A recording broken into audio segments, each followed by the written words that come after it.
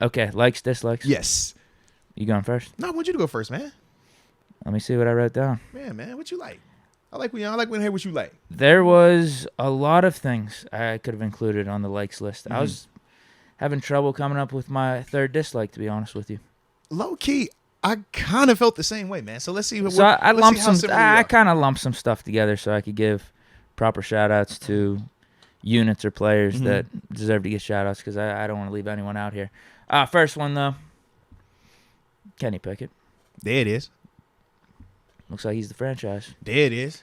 I think the move to switch to Pickett was I wanted him from the start. I wanted him from week one, but that didn't happen. I'm happy Tomlin did it in the way that he did. Just kind of ripped the Band-Aid off. Let's get this dude in. Yeah. And he came in, gave that spark that we were looking for at the time. We ended up going up 20-10 against the Jets. Yeah.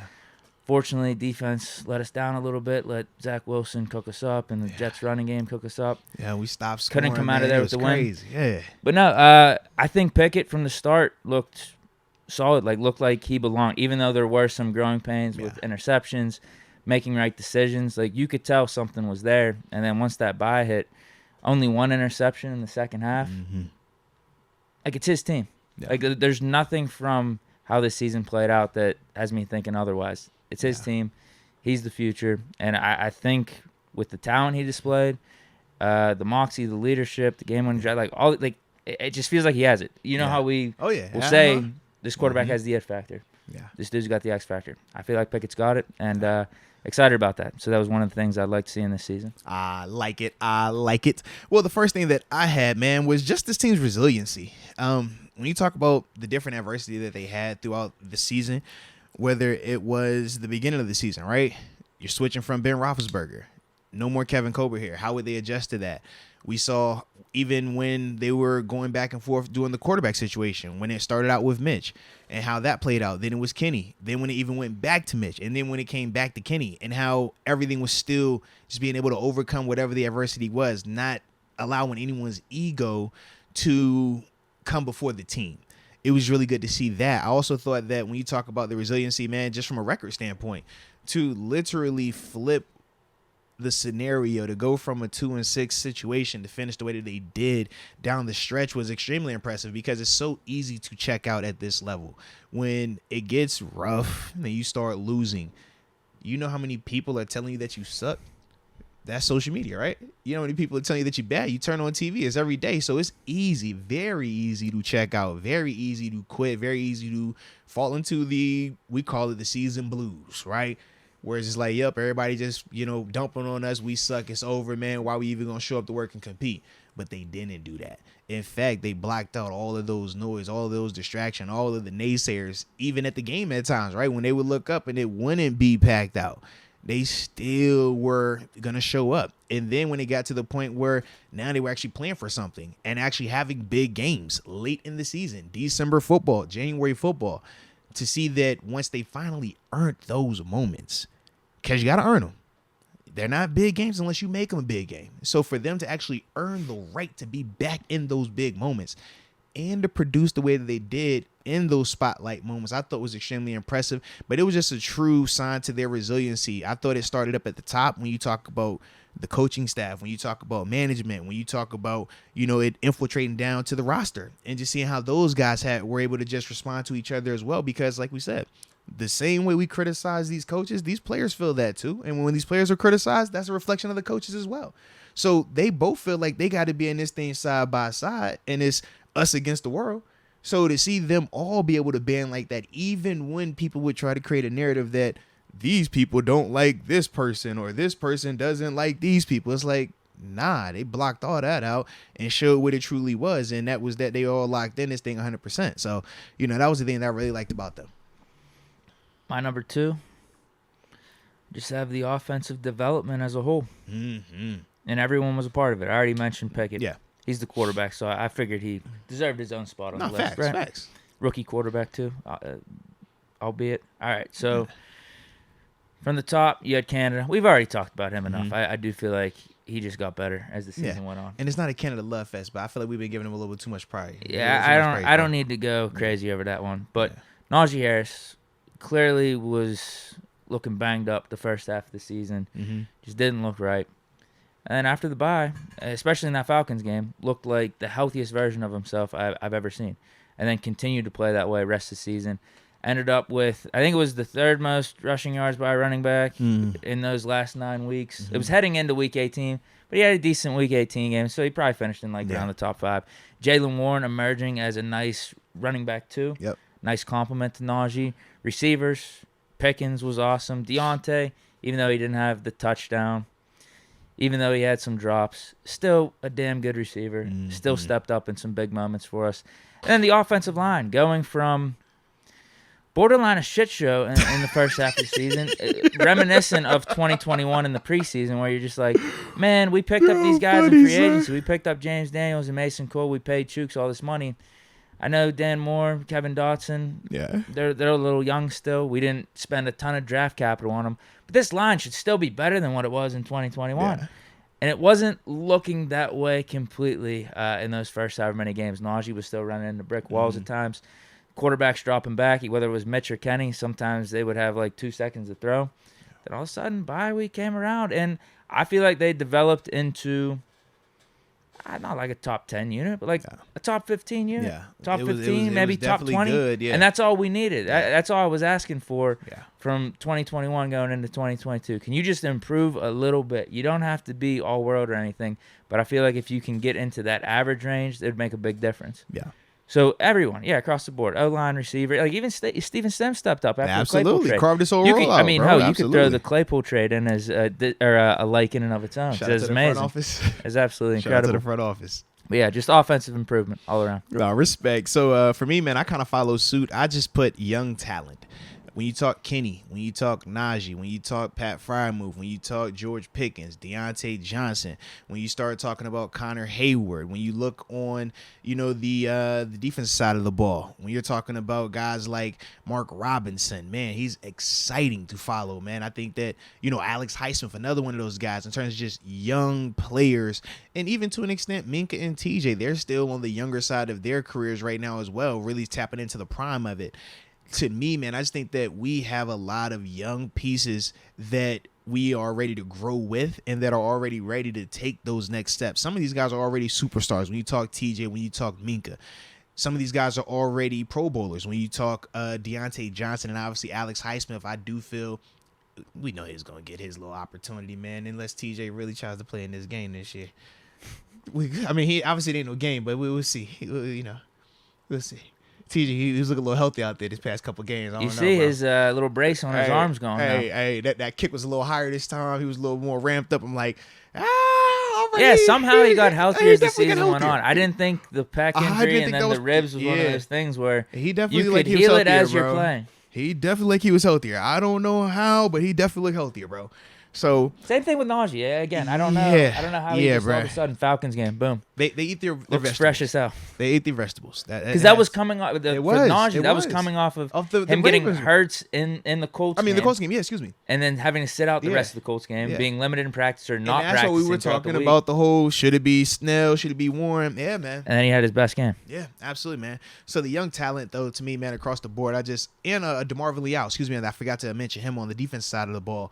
I just think that with the young core that we have and these guys being under contract as well, I just think that it's a good situation for us going forward. And I think that we're going to be able to really build and make a run with this particular unit that we have right now.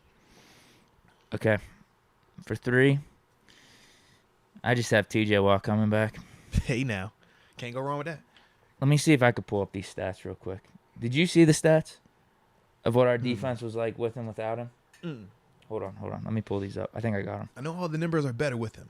It's insane. It's like a significant it's amount. Definitely a boost. Okay, ready? Yep. I got it. Steelers defense with TJ in 10 games. Well, the record with TJ was 8-2. Yeah, and without 8-2, 1-6. Yeah, because we only had 1-6-1 because they had a tie in there.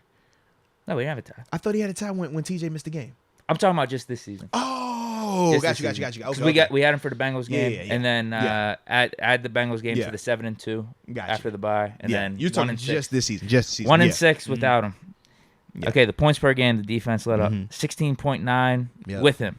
Without him, 25.3. So basically Mm-hmm. like 8 or 9 points a game. Yeah, touchdown. Yeah. 289 yards per game Mm-hmm. with TJ. Mm-hmm. Without him, 389. Yeah. 100 yards. 32 total sacks with TJ. Mm-hmm. Without him. Do you remember the first half? We couldn't get pressure on a quarterback? Absolutely. Yeah. It was 8 total sacks without TJ. Because remember, going into the Saints game, I think it was, we were talking about how, like, now we both got, like, talented players out here in terms of they got a Cameron Jordan, we had a TJ, but it was like all of the numbers were, like, bad because that first half of the season, there was no TJ. Yeah. 16 total interceptions with TJ. Without him, 4. That about right. Pressure. Yeah. Yeah. That definitely right. So a lot of times stats don't tell the whole story or stats don't lie. Mhm. I think they're speaking facts right there. Yeah, but they're also speaking a big part of the story, though, right? Yeah. Because we see the story with the actual watching TJ and his impact. I think what also played into it, too, was the offense getting better. Yeah. But then naturally, TJ Watt, the depoy being out there, is going to help the defense. But I also think the defense played better and the defense got healthier because even outside of TJ, we were dealing with some injuries on the defense in the first half of the season, too. Absolutely. So combine that with Minka playing at an all-world level and TJ Watt, Highsmith, they're both cooking. They're able to get some pressure on the quarterback a little bit better. That helps the cornerback so they don't have to cover as long. Just a big osmosis effect. I think the defense as a whole played better. Like Cam Hayward, obviously, too. Like he was looking more like himself in the second half of the season, particularly these last 3 or 4 games. He was looking like all-pro Cam. I would agree. But yeah, simple answer is TJ Watt getting healthy, but also the defense improved kind of just like the offense. Nah, I like it. I like it. Yeah, the last like that I had, man, was we got a cheap QB, baby. This is the model. Get you a good quarterback on a rookie salary, so now you can keep all the pieces around, build it up, and make your run for that ring. I feel like that's the model that we have right now. It is perfectly in place. We can spend a little bit in free agency if we want to. We're going to obviously need to extend some guys, Alex Highsmith being one of them. But because Kenny is on this rookie deal, this is a great situation, man. So for me, it's simply that, man. Having a good quarterback on a cheap contract, that's the new wave in the NFL, man. If you don't have the Aaron Rodgers or the Patrick Mahomes, the Josh Allen, if you don't have that guy on that $100 million deal, you want a dope quarterback on a rookie deal so you can build up everything else around him.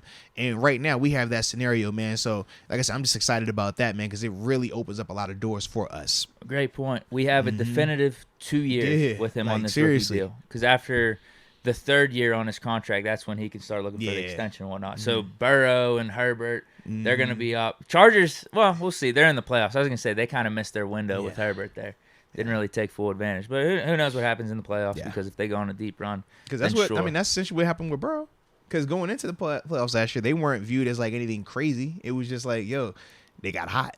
And then it was like, whoa, all right. Now we look at Joe on a different level. Yep. Dislikes? Yeah, man. All right. Oh, man, it's 53. All right. I'll make sure I won't belabor on my dislikes too long.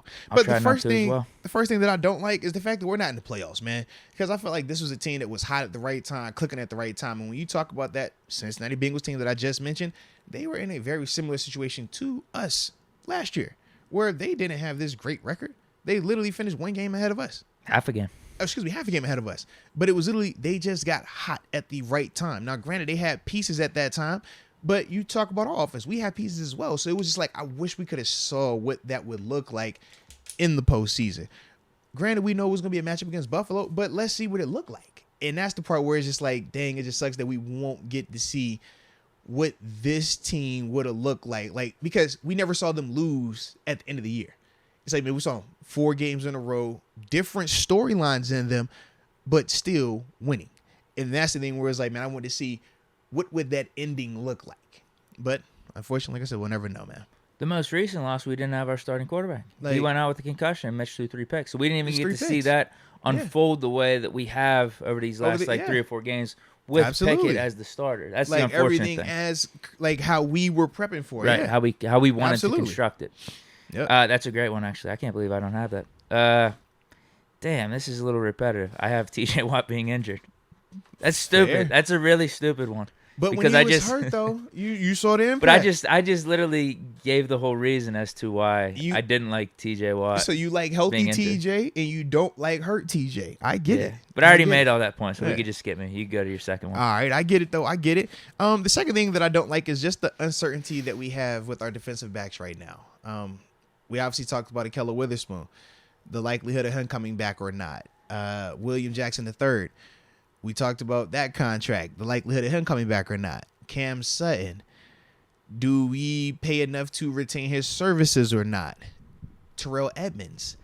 Do we pay enough to retain his services or not? DeMonte Casey. What decision do we make with him? Just because of how talented this group was at times and how well they were playing, especially Deke, their 3 safety look, bro, started to really cook. Casey picked 3 safeties, bro. It got to the point where we were running 3 safeties, but not even in the traditional sense of like when we played Baltimore, we would run 3 safeties and take a corner off. We were running 3 safeties and putting Edmonds at linebacker next to Spillane, bro. Yeah. And we were cooking, Deke. It made us so much faster, so much more athletic. I'm like, bro, keep the band together. Edmonds on first and second. Casey's a Pittsburgh Steeler, too. I could just tell from his interviews. He's got that type of mentality. He's got that dog in him. The way that they were utilizing all 3 of those guys to make sure they were getting snaps, base, and in nickel, I loved it. Base downs, you want to keep Edmonds out there because he's dope against the run. Perfect. Okay, but now when it's potential play action pass, second down, or, hey, obvious pass situation, third down, man, they were bumping Edmonds down into that box. Next to Spillane, you put Sutton out there. Obviously, he was staying at the outside corner spot, but then Casey would come in, play high. Minka and Casey back there was so athletic, bro. I'm looking at this thing like, yo, this is beautiful. This is beautiful. But, yeah, I don't like the uncertainty of not knowing if I'm going to get that back because I was really liking some of that stuff, man. And I really think that helped us a ton against the run because it made us bigger against the run, but then it also helped us defending the play action pass because now you're not getting a linebacker locked in on this tight end because of we got to play base here, you know? But then at the same time, when you were going to some of the, when we even go to small ball, now instead of having Edmonds having to, be in the middle of the field or play the post where he can do it, but that's not his strong suit. Now you're putting him in the box and you're putting Casey back there who actually can go get him one. Bro, the pick he had in this game, son, he reads the route and he's just like, F it, I'm going to get this thing, man. Like, beautiful play. Beautiful play. But that's not a play that Edmonds would make. Like, Edmonds he's not that type of player. But to see Casey do that, that's like, yo, this is that dynamic. But I need all 3 of them together for it to be cooking like this. I just don't like the uncertainty right now. It makes me a little sad. Hopefully we bring him back. I hope so. My second one is shooting ourselves in the foot. It kind of goes hand in hand with your first one. Like, I feel like this is a playoff team. Yeah. And it's unfortunate that we had to rely on the Jets and Joe Flacco to beat the Dolphins to get us in. But even though we had all those problems that I was kind of talking about in the first half of the season, injuries, T.J. Watt being out, how we had the quarterback controversy, is Matt Canada's offense good? Is he like there was all that drama happening first half of the season. We still should have been like 5-3 or 4-4 going into the bye, despite all of that, because we lost the Jets game, the Patriots game, and also the Dolphins game. Those were all self-inflicted wounds. Yeah. No matter what was going on the outside, literally, if you just make basic football plays, we win those games. So that was my second one in terms of dislikes. I like it. And the final one that I had, man, in terms of my last dislike is we're still in the growing phase. And what I mean by that is this. I'm extremely excited about the young talent. I'm extremely excited about the way that we finished this season. 7-2 down the stretch, 4 games in a row, really clicking.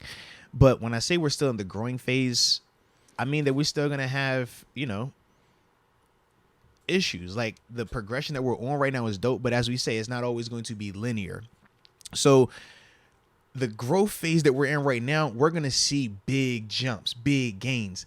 But with those big gains, man, at times you're going to have some issues. You might have some pitfalls. You might have, this is a clash right here. We're trying to do this like as we're figuring it out. Kind of like what we talked about at the beginning of the last season. Every season you go through it. It's just once you're more and more in tune, more and more tapped in, it's super condensed. Instead of it taking till the bye week, it takes 4 games. Instead of it taking 4 games, it takes 2 games. So just because we're in that phase still, it's just like, man, I kind of already know we're going to have to deal with something early on until we get it to the point where, all right, everybody's back settled and everybody's back where we need to go.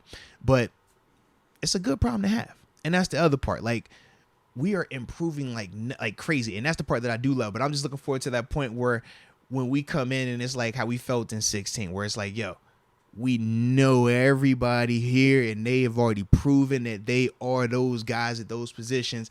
We don't have to guess, can this guy do this again? We don't have to guess, hey, is he going to take a sophomore slump or not? Is he really all world or is he just a flash in the pan? I'm looking forward to when we get to that stage, but we can't skip to get to that stage. And that's the part for me now where I'm like, y'all put some dope stuff on tape this year. But now that expectation for all of this team has definitely increased going into next season when you're talking about them as a whole record-wise, but then also individuals in terms of their performances. And like I said, I just know how that goes, man, at this stage with this type of group right now. But it's a good problem to have. And that's the other thing. Yeah, you're in the right spot. Yeah. My third one, Balls' performance this year. Oh, yeah, you got to chill, bro. Why you doing that? Why you doing that? That's crazy. It wasn't the Boz. How you gonna go to Boz? Don't do that. That I'm used to seeing. How you gonna go to Boz? What do you have, like what Boz done to you, 70% man? rate? Come on, man. What Boz done to you today, man? He's like a How bottom you, five how you just kicker gonna based wake up off and kicking choose percentage. violence on Boz? It's tough. Boz is so wholesome. How could you not like Boz? His name is Boz, for crying out loud, man. Come on, man. Well, I put an addendum. I put another thing for my third one just because I don't want to put Balls on blast too much. Thank you. I don't want to give him too much of a hot Thank seat you. here. I've given up the big play. This goes back to shooting fair. ourselves in the foot. Yeah, But fair. these happen in different games. This happened in the Bills game. This happened in the Eagles game, where Josh Allen, we backed him up 3rd and 18. What was it? Something like ridiculous. They were on their 2-yard line. Mm-hmm. Well, we were injured in that game, though, too. Yeah. But we let up the big play. It looked like we had some really good momentum coming off the jump. But then, yeah, they scored like a 98, 99-yard touchdown, Josh Allen to Gabriel Davis. And then the Eagles game, damn, dude. Yeah. Damn. Like, I remember coming in the next day, we were even talking. I'm like, I'm liking things I'm seeing from this team right now. Yep. We're moving the ball at a better clip than we have the first 7 games. It's just, man, we're doing too many little things that are killing us. And for Pickett, there was the one fumble at the end of the game. But then on defense, we were containing Jalen Hurts. We were doing a good job of stopping the run. It was just the big you plays. couldn't stop those 3 plays to A.J. Brown. No matter who was on. It killed us. I thought we played the Eagles kind of Yep. decent. Like, no one's going to look back and look at the stats or look at the box score afterwards or the final score and say, oh, yeah, Steelers actually had them right where they wanted them. Like, they were actually in the game. We kind of were, because if Pickett would have scored, I think it was a drive in the 3rd quarter. If we would have scored, it would have been a 1-score game, but then he fumbled. But, yeah, giving up the big plays killed us in those games, because then they just ended up, in a way, being blowouts where we didn't have a chance. No, facts.